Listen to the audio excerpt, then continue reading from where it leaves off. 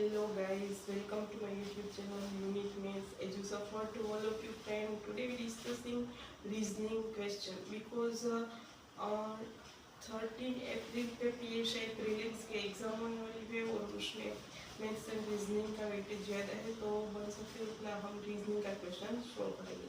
So guys, आपने अभी तक वीडियो को लाइक नहीं किया है, वीडियो को लाइक कर दीजिए, चैनल को सब्सक्राइब कर दीजिए। हाँ, we move on our topic reasoning question.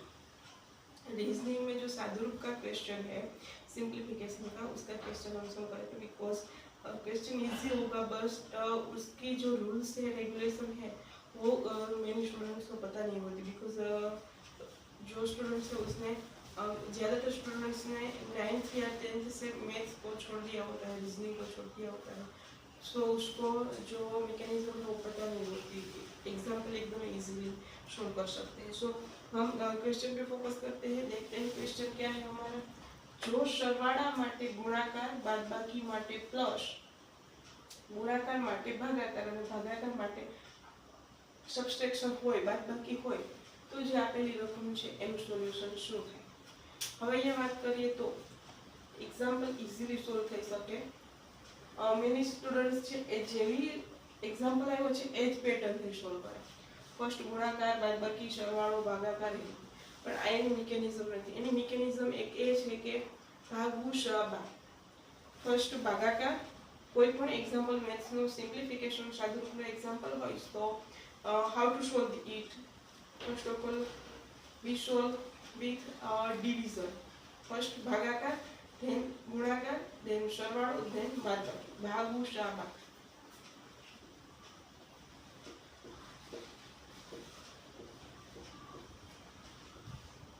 हम इसको फॉलो करेंगे जब कोई भी एग्जाम्पल सिंप्लीफिकेशन या सादुरूप का होगा, तब यह पता होगा हमको, तो इजीली हम क्वेश्चन सॉल्व कर पाते हैं और आंसर तक पहुंच जाते हैं। ओके, मेनी टाइम हम ऐसा हो सकता है क्वेश्चन सॉल्व कर देते हैं और लास्ट में पता चलता है कि एग्जाम में आंसर तो आया नहीं है, हमने तो सही से एग्जाम्पल किया था, बट इस फॉर्मूला हमको, रूल्स हमको मालूम नहीं होता, तब ये होता है। सो वी मूव और सॉल्यूशन।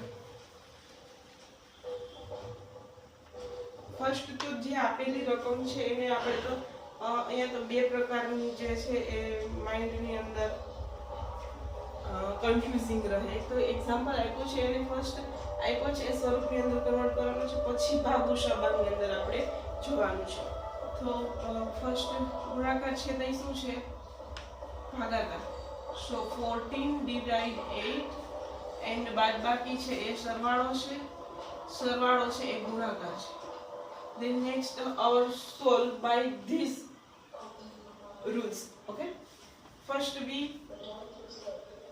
solve it division, भागाकार। 14 divided 8, so we get 5 plus 4 multiply 2, then गुणाकार, multiply 8, 5 plus 8, so get 30, it will our answer। Okay, so easily we can solve, but અહીંયા બે પ્રકારના કન્ફ્યુઝન હતા અને મેની કોમ્પિટિટિવ એક્ઝામ ની અંદર આ ટાઈપના ક્વેશ્ચન હોય છે, નહીં કે डायरेक्टली सिंप्लीफिकेशन के सादुरूप મૂકેલા હોય છે। देन नेक्स्ट क्वेश्चन हम देखेंगे, एक અને 1 થી 100 વચ્ચેની પૂર્ણ વર્ગ સંખ્યા।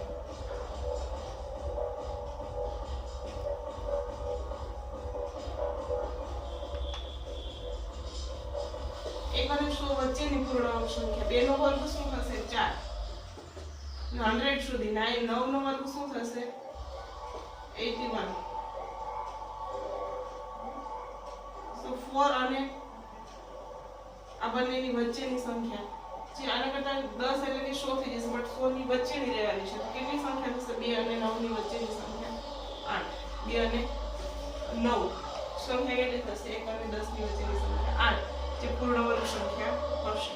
सो गाइस, इसी तरह का जो कंफ्यूजिंग पॉइंट होता है रीजनिंग में, वो हमने डाउट क्लियर किए इस एग्जांपल से। ऐसे ही हम नेक्स्ट रीजनिंग के क्वेश्चन का डाउट क्लियर करेंगे कोई एग्जाम्पल। सो गाइस आपने वीडियो को लाइक नहीं किया, हर वीडियो को लाइक कर दीजिए, चैनल को